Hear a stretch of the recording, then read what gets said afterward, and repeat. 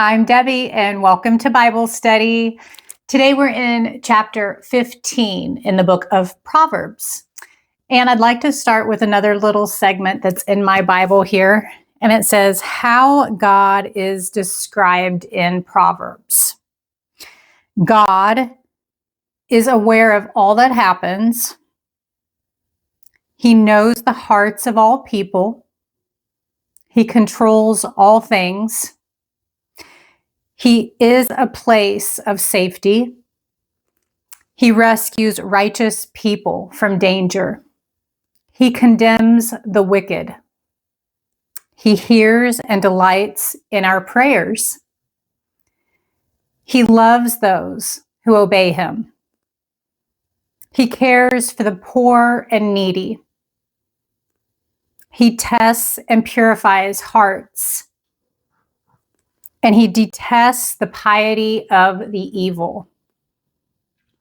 And it says our best response to what we've learned about God is to fear and revere God, to obey God's word, to please God by doing what's right and just, and to trust in God.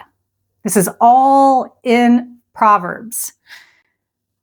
And it says Proverbs is a book about wise living. It often focuses on people's responses to and attitudes toward God. And it says God is the source of wisdom. A number of Proverbs point out aspects of God's character, and knowing God leads to wisdom. So, if you're ready to Bible study with me, let's go.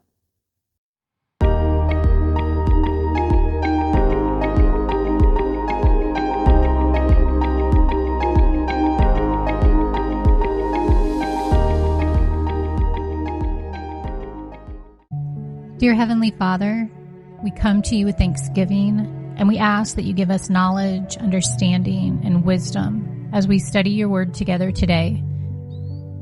Do your work in us in your perfect timing, and help us to be sensitive to your leading in our lives. Give us a fresh insight, and let us leave today's study with a new perspective. In Jesus' name we pray. Amen. Chapter 15, verse 1. A gentle answer turns away wrath, but a harsh word stirs up anger. When Daniel and his 3 friends were forced into slavery, their morals were tested. They didn't believe it was right for them to eat the king's meat or delicacies. Instead of stubbornly refusing, though, they petitioned to eat their own, healthier food and explained how it would help them serve the king better. Because of their humble attitude and well-crafted rationale, their request was granted. The health and strength of Daniel and his friends proved that God's way was the best way. These men were able to follow God's commands, bring positive attention to God's way of doing things, and not incite the king's rage, all because they employed a kind and gentle answer. Choosing to speak to others with gentleness, even those we inherently disagree with, is always the best way. Have you ever tried to argue in a whisper? Arguing with someone who insists on answering softly or gently is equally difficult. On the other hand, a rising voice and harsh words almost always trigger an angry response. To turn away wrath and seek peace, choose quiet, gentle words. Verse 2, the tongue of the wise adorns knowledge, but the mouth of the fool gushes folly. The eyes of the Lord are everywhere, keeping watch on the wicked and the good. At times, it seems that God has let evil run rampant in the world, and we wonder if he even notices it. But God sees everything clearly, both the evil actions and the evil intentions lying behind them. He's not an indifferent observer. He cares, and he's active in our world. Right now, his work may be unseen and unfelt, but don't give up. One day he will wipe out evil and punish the evildoers. just as he will establish the good and reward those who do his will. Verse 4, the soothing tongue is a tree of life, but a perverse tongue crushes the spirit. A fool spurns a parent's discipline, but whoever heeds correction shows prudence. The house of the righteous contains great treasure, but the income of the wicked brings ruin. The lips of the wise spread knowledge, but the hearts of fools are not upright. The Lord detests the sacrifice of the wicked, but the prayer of the upright pleases him. The Lord detests the way of the wicked, but he loves those who pursue righteousness. Stern discipline awaits anyone who leaves the path. The one who hates correction will die. Death and destruction lie open before the Lord. How much more do human hearts? Mockers resent correction, so they avoid the wise. A happy heart makes the face cheerful, but heartache crushes the spirit. In this life, we experience joy and we experience sorrow. There's times to celebrate and times to mourn.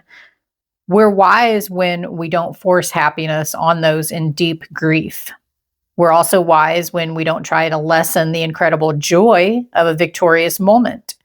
Romans chapter 12, verse 15 advises that we rejoice with those who rejoice and weep with those who weep. This is the way of wisdom. If we see sorrow as something to escape, we may recoil from the encouragement to sit in it. But God is close to those who mourn. He's our comforter in grief. Instead of trying to convince someone out of their very real heartbreak, we do well to mourn with them. We don't have to have the right words. Our presence or thoughtful gifts can be enough to bring comfort in the moment. There's so much joy to share too. Let's remember, there's a time for both. Verse 14, the discerning heart seeks knowledge, but the mouth of a fool feeds on folly. What we feed our minds is even more important than what we feed our bodies. The kinds of books we read, the people we talk with, the websites we visit, the music we listen to, and videos we watch are all part of our mental diet. Be selective and discerning because what you feed your mind influences your total health and well-being. Develop an appetite for truth and wisdom. Verse 15, all the days of the oppressed are wretched, but the cheerful heart has a continual feast. Better a little with the fear of the Lord than great wealth with turmoil. Your attitudes color your whole personality. You can't always choose what happens to you, and for some, emotional stability is more difficult than for others. But no matter what, you can take steps to choose your attitude toward each situation you face. The secret to a cheerful heart is filling your mind with thoughts that are true, pure, and lovely, dwelling on the good things in life. This was Paul's secret as he faced imprisonment, and it can be ours as we face the struggles of daily living. Look at your attitudes, and then examine what you allow to enter your mind and what you choose to dwell on. You may need to make some changes. Verse 17, better a small serving of vegetables with love than a fattened calf with hatred. A hot-tempered person stirs up conflict, but the one who is patient calms a quarrel. The way of the sluggard is blocked with thorns, but the path of the upright is a highway. Now, when it says the path of the upright, that doesn't always seem easy, but look at the alternatives. Hatred, anger and dissension, laziness, and those all lead to problems that righteous, upright people don't have to face. Instead, they travel a level road built on the solid foundation of love for God. Verse 20, a wise son brings joy to his father, but a foolish man despises his mother. Folly brings joy to one who has no sense, but whoever has understanding keeps a straight course. Plans fail for lack of counsel, but with many advisors, they succeed. People with tunnel vision, or those locked into just one way of thinking, are likely to miss the right road because they've closed their minds to any new options. We need the help of those who can enlarge our vision and broaden our perspective. Seek out the advice of those who know you and have a wealth of experience. Build a network of advisors. Then be open to new ideas and weigh their suggestions carefully. Your plans will be clearer and more likely to succeed. Verse 23, a person finds joy in giving an apt reply. And how good is a timely word?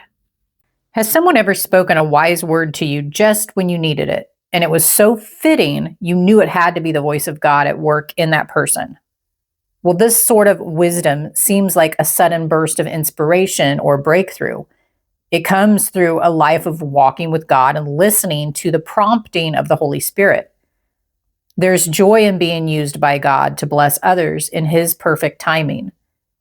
So as we spend time with God and fill our hearts with Him, we will feel His nudging and be able to offer a timely word of encouragement or caution precisely when someone needs it. What an honor that God's chosen method for accomplishing His will is to use us when we submit ourselves to Him. Verse 24, the path of life leads upward for the prudent, to keep them from going down to the realms of the dead. The Lord tears down the house of the proud, but He sets the widow's boundary stones in place. The Lord detests the thoughts of the wicked, but gracious words are pure in His sight. The greedy bring ruin to their households, but the one who hates bribes will live. The heart of the righteous weighs its answers, but the mouth of the wicked gushes evil. Godly, righteous people weigh their answers. Those who are wicked don't think before speaking because they don't care about the effects of their words. When you have something to say, think about it first. Do you carefully plan your words, or do you just pour out your thoughts without concern for their impact? Verse 29, the Lord is far from the wicked, but He hears the prayer of the righteous.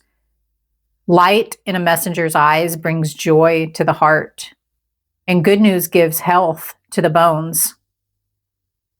Whoever heeds life-giving correction will be at home among the wise. Those who disregard discipline despise themselves, but the one who heeds correction gains understanding. Wisdom's instruction is to fear the Lord, and humility comes before honor.